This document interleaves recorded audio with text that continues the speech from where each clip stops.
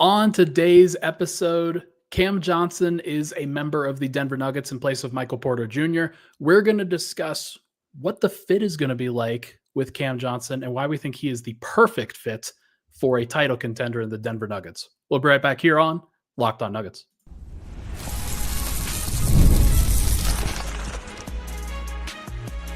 You are Locked On Nuggets, your daily Denver Nuggets podcast. Part of the Locked On Podcast Network, your team every day. Welcome into Locked On Nuggets, your daily Denver Nuggets podcast, part of the Locked On Network, your team every day. Thank you for tuning in to this episode where we go live.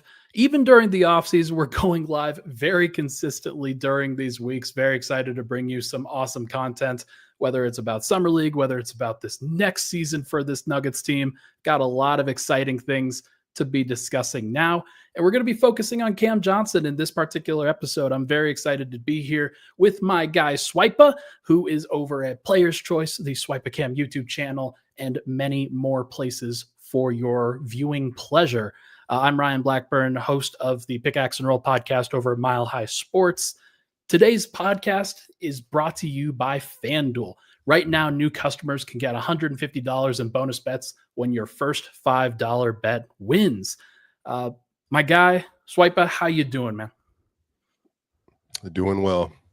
Doing well. It's been one of those days, but it's been a good day. But you know, sometimes you just get caught in the wind a little bit. So it's been a good day so far.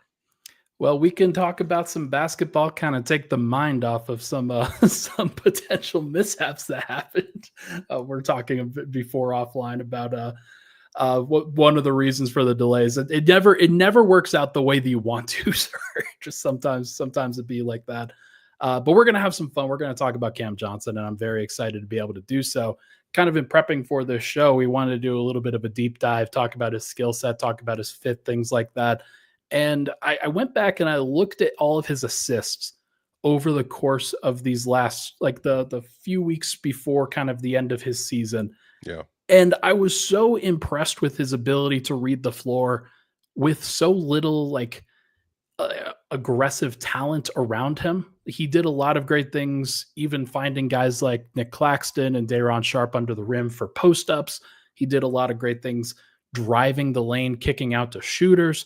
What do you think kind of stands out to you about Cam Johnson's skill set and the way that he's going to kind of help Denver as a playmaker, maybe over Michael Porter Jr. did?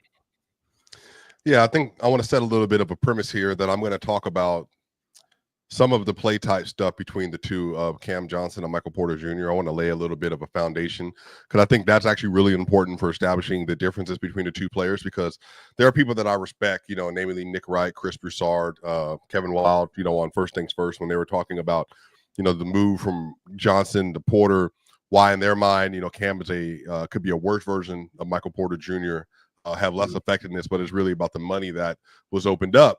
And I've heard some similar takes. I've also heard, like, you know, well, the Nuggets are getting a clear upgrade in the player, but the shooting is not going to be the same off ball. I mean, I've heard many different things. I actually think it would be good for us to actually talk about really through Basketball Index and do a player profile, what exactly their play types are. That way I can help you as the viewer and as the listener to get an understanding of what exactly it is to and what makes them different. So if you look at just like their Basketball Index, just terms of their play type frequencies, from a versatility standpoint, Michael Porter actually grades out as a 71st percentile play type versatility, meaning that he's a little more locked into his position than other forwards would be, just because he doesn't have some of the on-ball playmaking chops. Whereas Cam Johnson is listed as an 82 percentile, an A- grade. He has passing creation ability, not just in volume, but in quality of the shots that he creates. He's listed as an A- on both of those. He's in the 82nd percentile in volume. He's in the 88th percentile in quality. And just the position, Michael Porter Jr. doesn't grade out well in either one of those things. And he's not above a C either. And so some of this is just simple as the Nuggets offense is going to look a lot different, Ryan, because they're going to have an actual, I would say, tertiary wing who can create, not just for himself, but for others off the dribble. And if you do go back, you can go to Shot Creator and watch this. You can go to other places as well. You can actually just break down the kind of shots or the kind of plays you want to see from Cameron Johnson, and it gives you an idea. He's actually been really good at some of those backdoor passes, just off of cuts on the other side of the floor. When pick and roll, he's good at throwing the lob over the top or finding somebody downhill in the pocket. Cam Johnson grades out as a B- in passing versatility. And I think that's really important to have 4 players that grade out as positive passers in the lineup with Aaron Gordon, Cam Johnson, obviously Jokic, and Jamal Murray. And then in terms of on-ball gravity, he actually grades as a 76th percentile, which is a B+. Now, Porter also, I think, grades out really well with some of those things when it comes to like its off-ball and the value that he brings. He's a 98th percentile off-ball screener, like in terms of the effectiveness of when he's getting a screen on certain actions. Like obviously, you know, if you ever watch Michael Porter Jr., like the defenses aren't leaving him because they're absolutely afraid of the thing that he does really well. And Porter's a really good rebounder for a wing.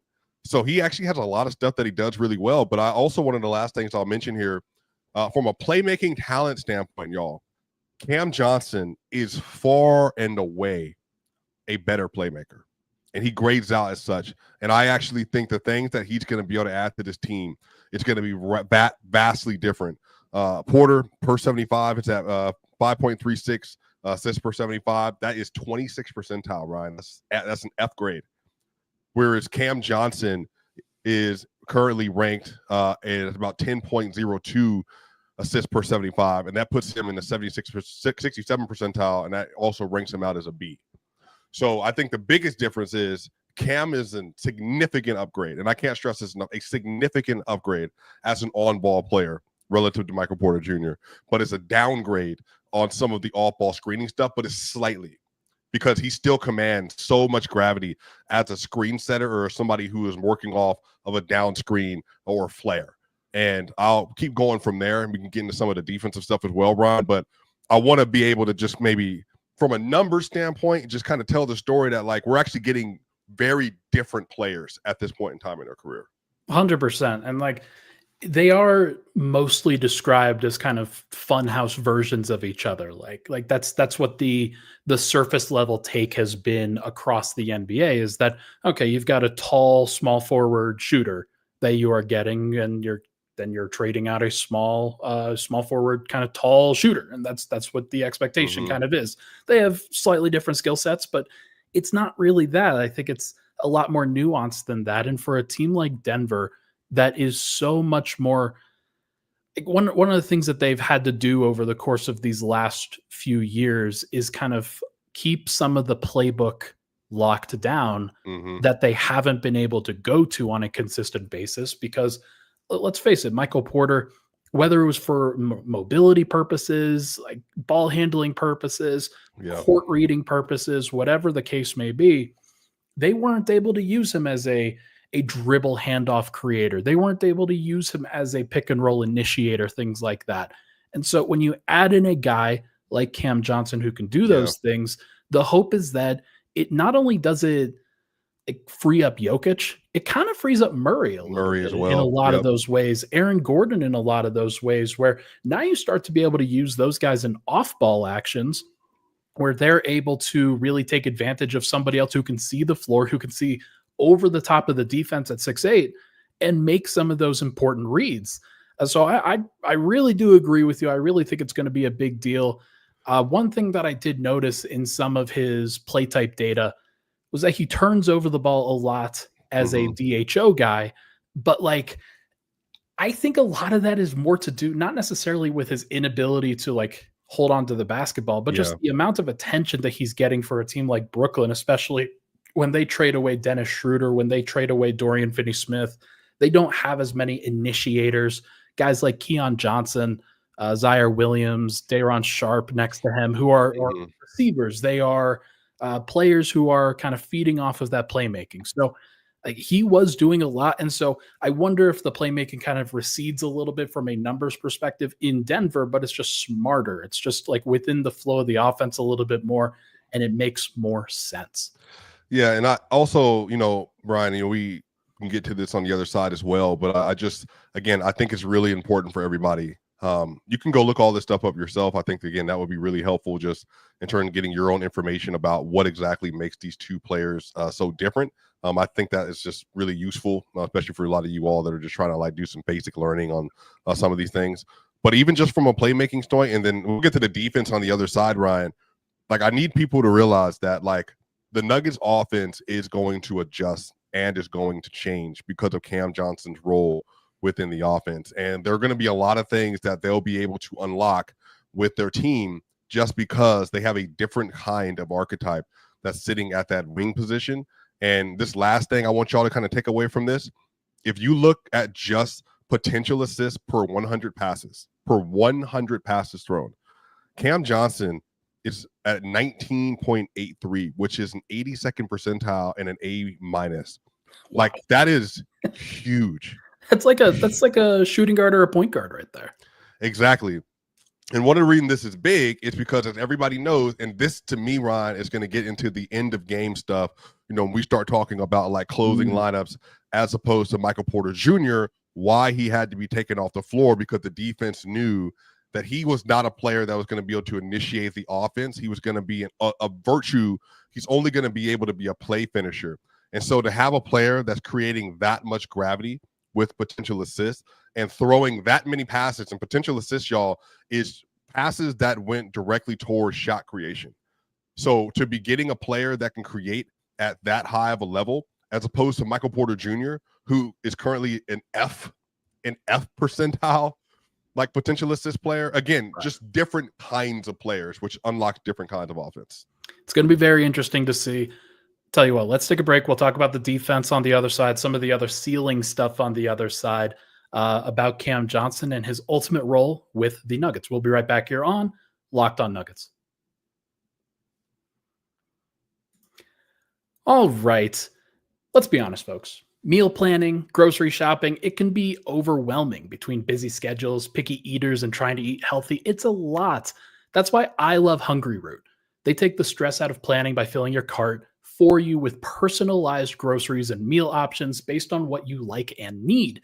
Hungryroot uses their smart cart technology to recommend groceries, recipes, even supplements tailored to your preferences, whether you're dairy-free, gluten-free, focused on gut health, or just trying to eat better. Hungryroot's got you covered. I took their quiz right away. Basically, Hungryroot started recommending meals for me, snacks that I already wanted. These were very important things, and just being able to have kind of that personal touch on your own personal meal plan. Take advantage of this offer for a limited time and get 40% off of your first box plus a free item in every box for life. Go to hungryroot.com/LockedOnNBA and use code LockedOnNBA.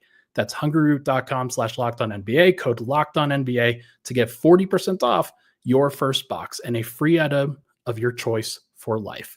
We'll be right back here on Locked On Nuggets. All right, we are back, Locked On Nuggets. Thank you guys for tuning into today's show. Hit that like button, hit that subscribe button. We would really appreciate that. Also, a 5-star review on the audio side would go a long way as we continue to build up the Locked On Nuggets pod. All right, Swipa, let's talk about Cam Johnson. We've talked about the offensive side of things. Everybody knows he's a great shooter. Everybody knows now that we've talked about it. Pretty good playmaker, pretty good secondary playmaker for a lot of what the Nuggets are going to need within their offense. We know that he's not going to be a fantastic rebounder, at least in comparison to Michael Porter Jr. But what about the defense? What about the ability to impact the court on the defensive end? I've looked up some of the advanced metrics on him. They're not very kind when it comes to his defensive contributions. Some even think that Michael Porter is a better defender. What do you think based off of what you've seen?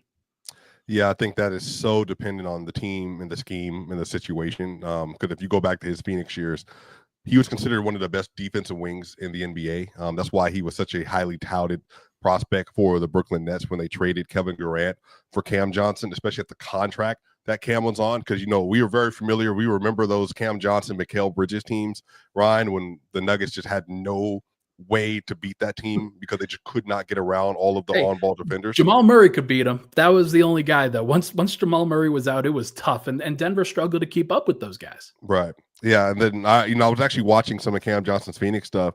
They were playing Jay Crowder, Mikal, with Cam and DeAndre Ayton. They just wing everywhere. City. Yeah.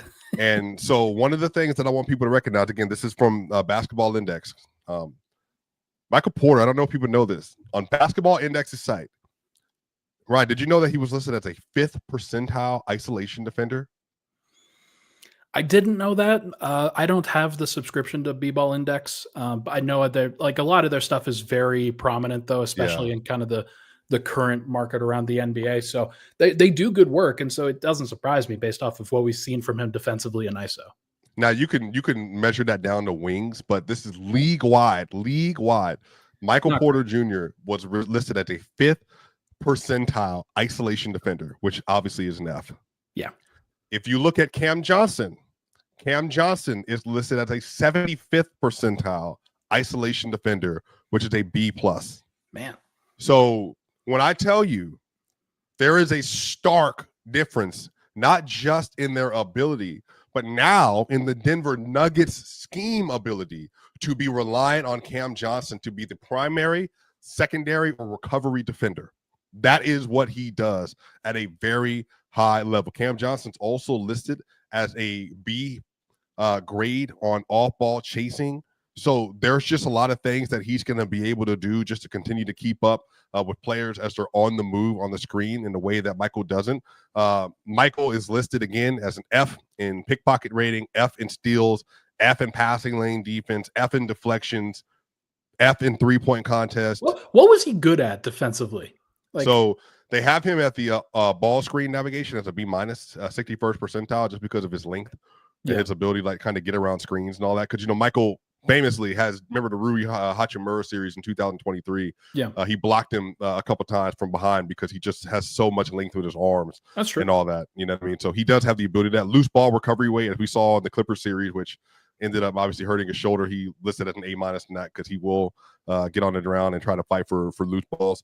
But those are the things that he grades out well in when it comes to the perimeter defensive stuff. Now the interior defense, that's where you're going to get in some like the help defense kind of stuff, and the stuff that he does really well, not really well, but better. That's where a lot of his value.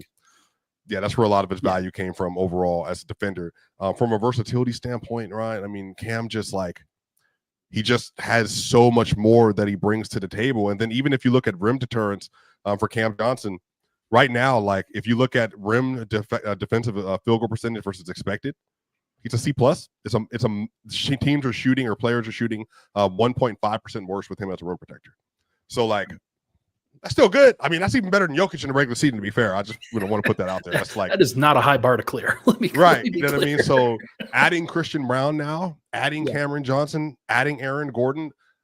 Ryan, man, I'm at the point now where I feel that this team overall, I think that the NBA is not as prepared for how much better they're probably going to be, just because their floor, it's going to be so much higher by having Cam on the court. I do think that he basically realigns what Denver wants to do really well and puts a lot of guys into better roles. We've talked about this. Matt and I have talked about this before, where Aaron Gordon, Peyton Watson, those guys can be going back to be the backline rim protectors, the backline defenders on the baseline in a lot of these cases, because Cam Johnson can chase around some perimeter guys a little bit more consistently than Mike can.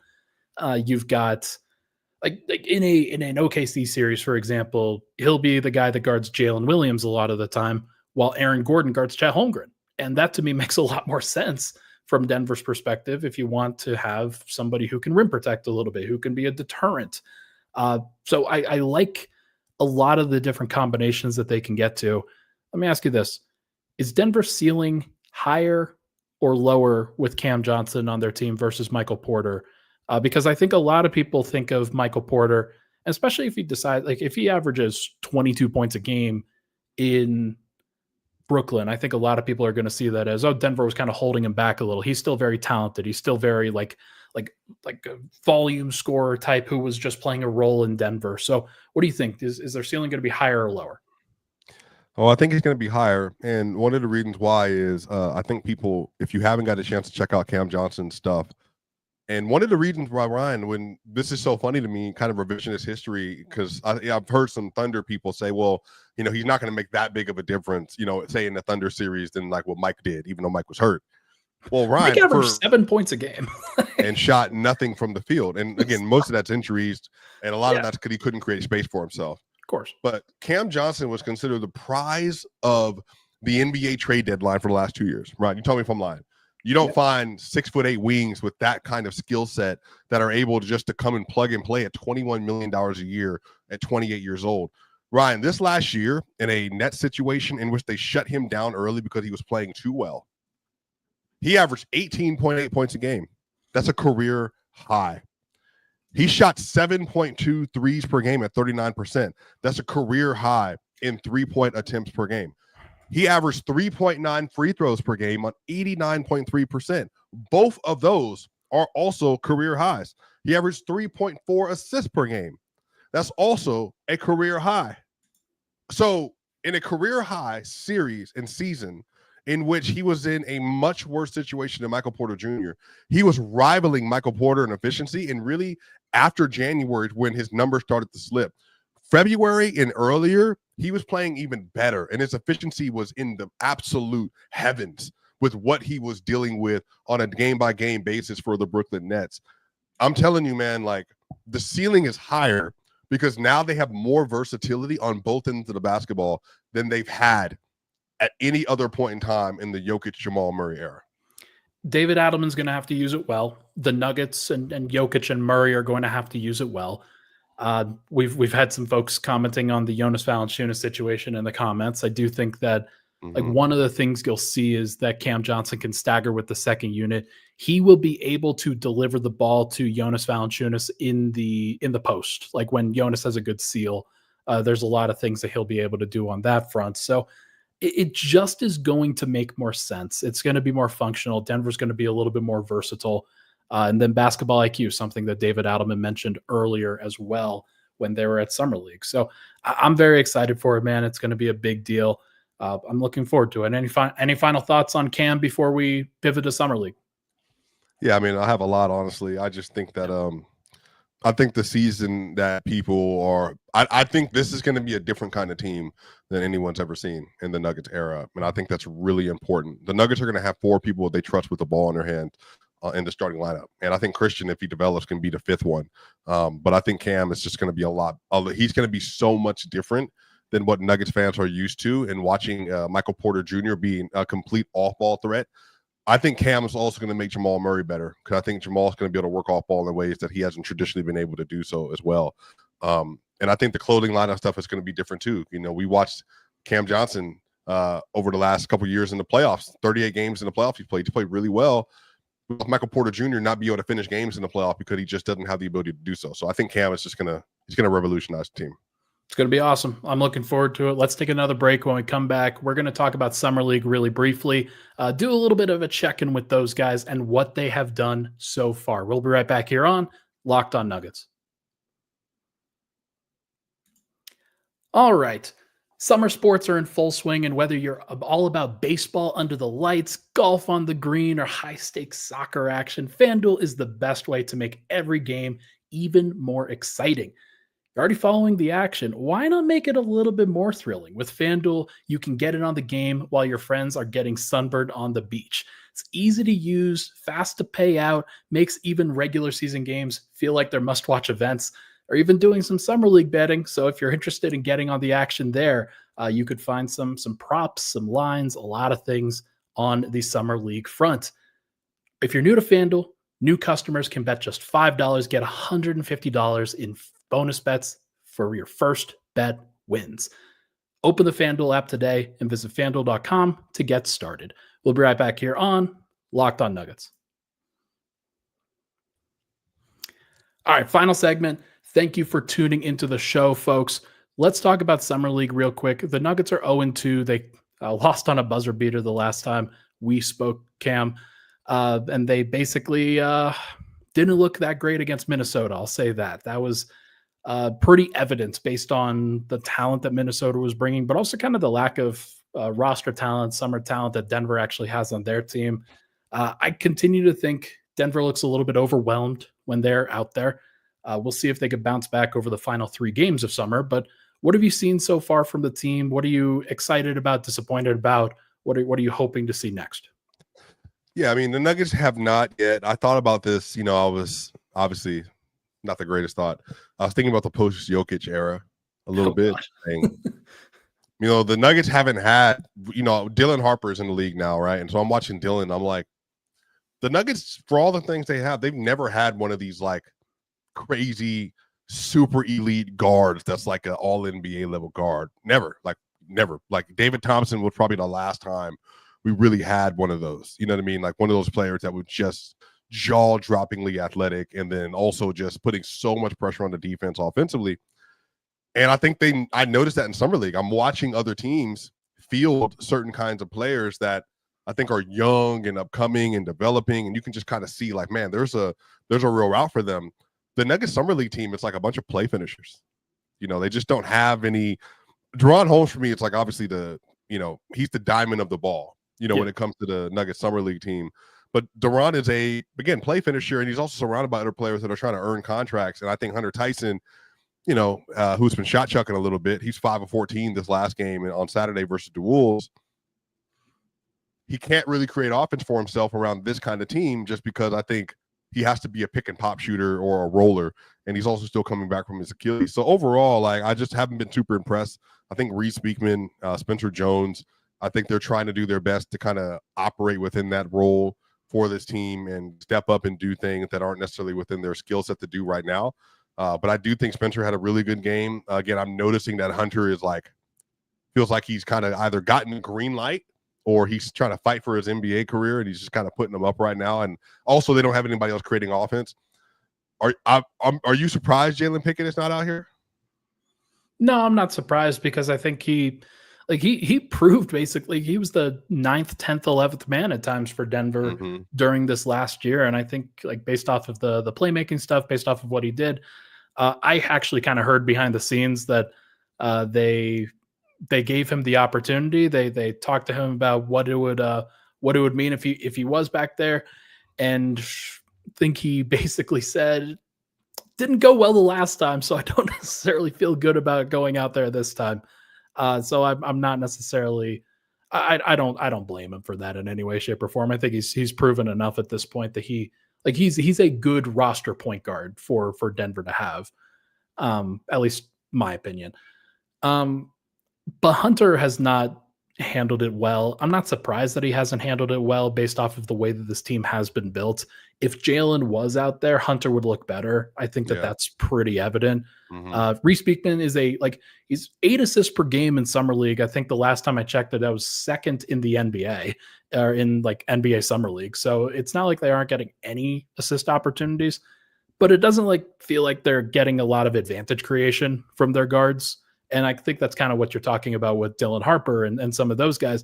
It always feels like these other teams that are either facing the Nuggets or are playing in Summer League are just getting these advantages. They're getting downhill. They're driving. They're doing all these things. In Denver, they just don't have that kind of advantage creator on their team, and it makes it very difficult. Yeah, I mean, Terrence obviously, he slid in the draft for, reasons that are off the court, obviously. They got a steal at 27 for Terrence Shannon Jr. I think he looks like that's a dude that's going to be in the Wolves rotation that can play. Yeah. Like he was in the playoffs a little bit. I really like the way he plays. I love his game. It would be great if Terrence Shannon was coming off the bench in Denver. And obviously we can't, we could have known what the Nuggets situation would be right now. Do you think a player like Terrence Shannon Jr. or Deron Holmes would better suit this Nuggets team in particular right now? Deron Holmes, honestly. I still think that obviously with the injury situation, that changes the calculus entirely. But based off of what we think Deron Holmes can still be, I still think that he can grow into the power forward of the future for the team. I still think that is on the table. He just doesn't look extremely athletic and mobile right now. Yeah. And I think a lot of that is just coming back from the Achilles tear and being able, being willing, being confident in a lot of those cases. A lot of it is not just like your lower body, but it's up here too. It's so much thinking, and the game is so fast for him right now. So I'm not really surprised that he looks a little bit overwhelmed, especially in this last game, but he's got another 2-3 games to figure it out and see if he could show that. So I'm okay with what they've done. I still high on Duran. Yeah, I mean, look, I said this already. I think by the time you get to October 31st, Duran would be 15 months approved or removed from the Achilles injury. Yeah. And then by the time you get to January 1st, he'll be 17 months. I think he'll be fully healthy, fully locked, fully ready to go. Like I said, by January 1st, Ryan, I think this Nuggets team could be like a different kind of beast. But right now, really shout out to Tyson for doing his best, trying to get the team in a competent situation as much as he can. Nuggets fans not happy with Hunter Tyson, man. They are pretty. Well, it goes back to the draft. It goes back to the draft, being taken 37 overall and just not being like the kind of player you would love. Because Tamani Kamara obviously went 55, I think, or 57 in that same draft, and so it's just kind of like, At this point, I think Nuggets fans also have to remember, like, Hunter Tyson's not expected to play at all. Like I do not have him in my expectations for playtime for Denver. Like, he is out of their 14 guys on the roster, he's their 14th man to me. Like that is, I think, a fair assessment. And if you think that Spencer Jones might be better or Tamar Bates might be better, you may or may not be right. I don't know. We don't know about that yet. But like, if they do fit, then going forward for seasons beyond, like, maybe you bring in Spencer Jones as that 14th guy next time around, and then Hunter is gone. But like his being on the roster doesn't it doesn't prevent them from doing what they want to do. I guess it's not ideal, but like, it doesn't prevent them from anything. Yeah, we'll talk about a little bit of that offline because for sure. But yeah, interesting summer league so far. Curious to see how the next few games go. And it's going to be all Ryan and I this week, by the way. Yeah. So if you have questions, drop them in the comment section. Drop us on Twitter and stuff as well, so that way we can answer them. I actually wish we could spend more time talking about some of the Cam Johnson stuff too, because, like I said, I definitely suggest y'all go to NBA.com, look at his games, go to Shot Creator, go to some of these basketball index places. I'm on Data Baller. Baller. That's been an interesting one to kind of see some of the analytics. But our co-host Matt Moore up and decided to go on a vacation during the off season. What is wrong with him at this point? Can't believe, like, everybody comment down in the comments how much you just I don't actually do that.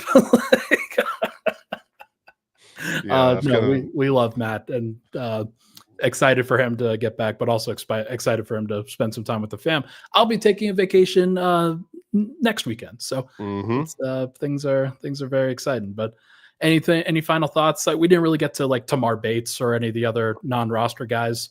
Do you have any fleeting thoughts on those guys yet? Honestly, no. It's just been a bunch of chaos in summer league so far, but we'll see.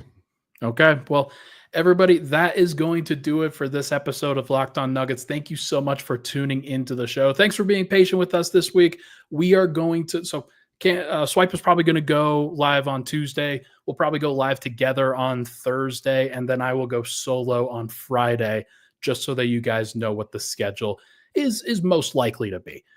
Thank you so much, everybody. Hit that like button, hit that subscribe button on the way out. We will talk to you guys very soon.